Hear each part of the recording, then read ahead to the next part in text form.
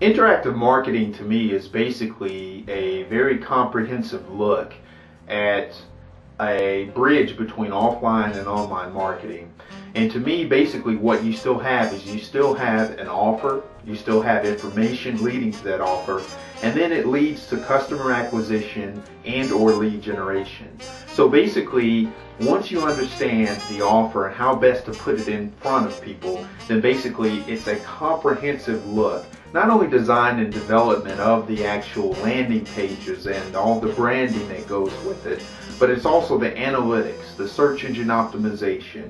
It is the search engine marketing strategies. So basically, those who think that interactive marketing is in this one little box, basically, to me, your definition is incorrect. In driving key business improvements from an offline or an online objective, I mean, first of all, you have to understand what exactly are you trying to do. So you have the goal, number one. Number two is the definition of key performance indicators. So whether that's going to be the number of clicks that we get to go through a particular ad, the number of contact form fill outs, the number of people offline who are participating in contests, surveys, the number of social networking metrics that you're able to drive to from Twitter and Facebook. I believe that defining your key performance indicators for business improvement is the number one thing you're going to have to do when it comes to any marketing type role or position, especially related to offline and online, or the merge thereof of your interactive marketing strategy.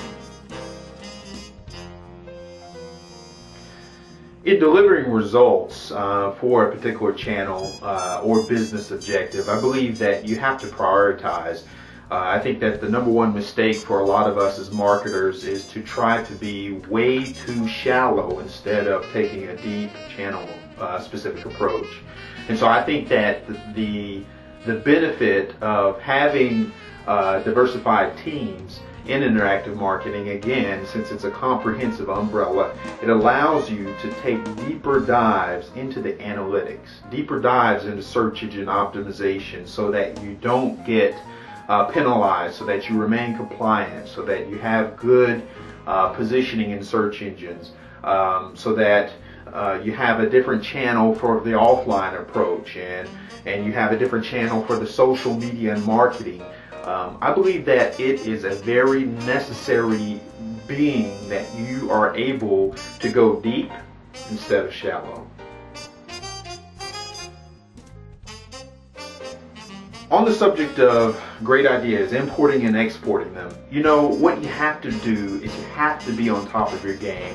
The game is changing every day, from a marketing perspective, from a social media perspective. If you just think back 3 years ago, Twitter and Facebook did not have the impact that it does today. It is an ever-changing sphere. But more importantly, what I believe is that we as marketing executives, we must be on top of it and have participated with our teams or personally in implementing key objectives that are going to drive these. To me, it's very hard to implement campaigns if you've just read about it, if you've just theorized about it, and if you've just gotten the last website blog about it. Me personally, I've done a lot of these implementations. I've done social media and RSS syndication. I've measured the results on Twitter. I've measured the results on Facebook. And I believe that that first-hand insight is what a marketing executive needs in order to make a major impact for his or her organization. You know, on developing and inspiring others, I think it's very important, you know, that no matter how big your team is, whether it's 1 or 100, that you find ways in order to have managerial objectives and have those filter down throughout your organization in an exciting and progressive way. You know, you have to make your team feel like they are a part of the solution. It can't, in my opinion, it can't be just an executive-driven piece of objective that we're just going to go on from a quarterly to quarterly basis. No, What it has to be is it has to be a team-driven initiative where every player on your team has the ability to inspire others, to bring their ideas to the table, and also to make sure that they have an innate feeling that they are contributing to the objectives at hand.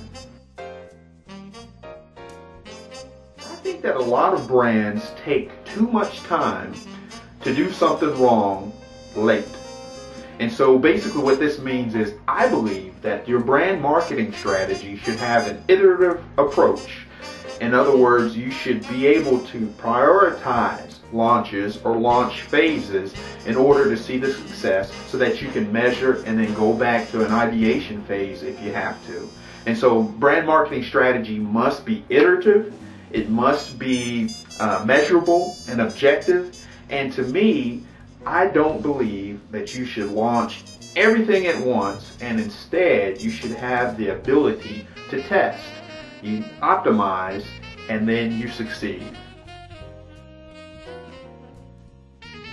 On minority marketing, and specifically African American marketing, I believe that as a leader in this sphere, you know, I've been able to launch websites with an African American demographic. You know, African Americans have a big buying spend ability.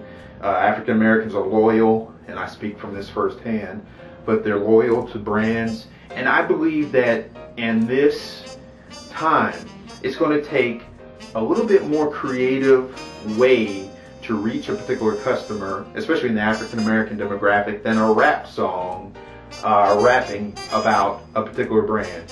And I believe that that's one of the problems, especially in radio advertising and in certain extents online advertising, is that big companies and big firms are sitting in these executive boardrooms somewhere, and the most novel and innovative thing that they can come up with is a rap.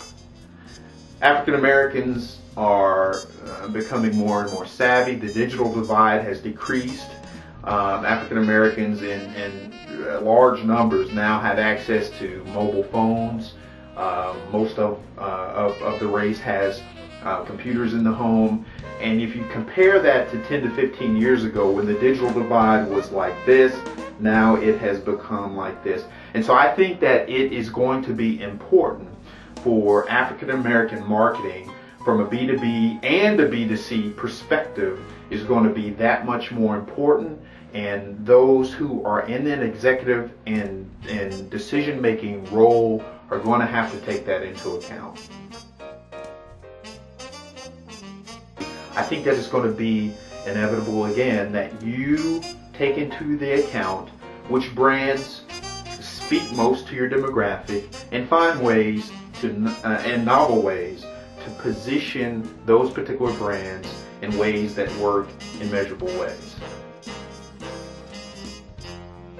In the next 1 to 5 years, it's going to take a very important set of persons in the marketing space who can, number one, respond to trends, respond to best practices, and create and innovate best practices.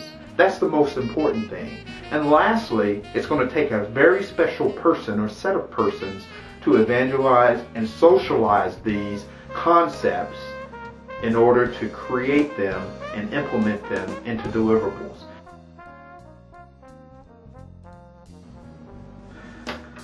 On financial analysis, I think that it's extremely important that you understand the lifetime value of a particular product. And what the lifetime value then helps us to do as marketers is it helps us to determine, of course, what the front end investment is going to be. And it also allows us to delve into the possibilities of whether we need to replace current brands and business opportunities with new ones. You know, the definition of insanity, of course, is keeping on doing the same thing over and over and over with the same results. And I think that us as marketers, we need to understand that just because we have these brands, it's either A, the brand doesn't work, B, our marketing doesn't work, or C, It's somewhere in the middle where we are not reaching a particular demographic with this great product. And so I think once you learn what the financials are going to be, what the lifetime value is, it could be that you need to change your segment, your marketing, or go back to the drawing board and look for a new business opportunity in that product.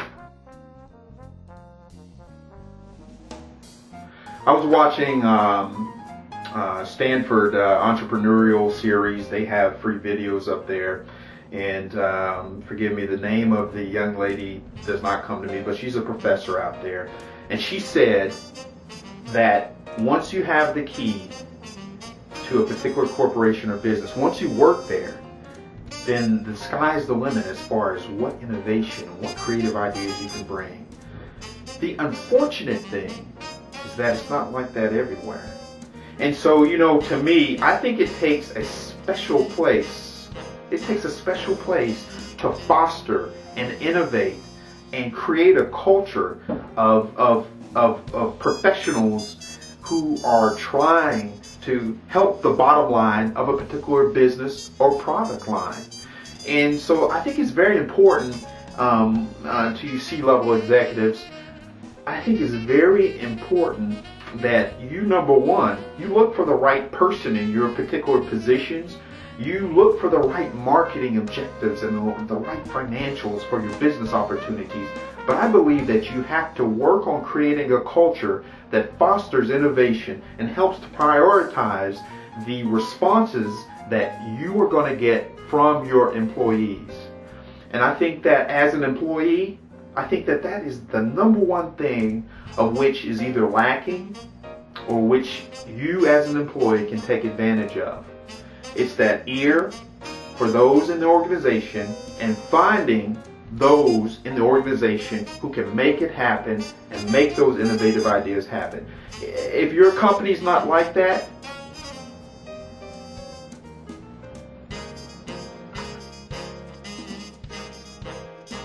I've spoken to this before. The question was, what's most important, knowing theory or experience? And I definitely believe that experience is going to be where it is. I mean, would I rather a guy who's experienced at driving a boat in the middle of the ocean while it's storming with 20-foot waves, or would I rather someone who has weathered the storm of reading it on an Amazon Kindle? And so I believe that in the interactive marketing space and the marketing space as it is today, it's going to be very important for you as executives and you as hiring managers and you as people running businesses. I think it's going to be very important that you look for experience and not look so much at the roles and responsibilities that someone is currently in. I'll give you an example. I think it's easy to get pigeonholed into a certain job role when your employees have vast experience. And so I believe that company leaders should look and be able to identify key and valuable experience that each employee has. And then once they have that experience, whether they've learned it from theory and put it into actionable results, I believe that that is a dynamic duo and mix that will help to drive your company's bottom line up and up and up. So look for experience, you know, guys. I mean, it's very easy for someone to talk a good game.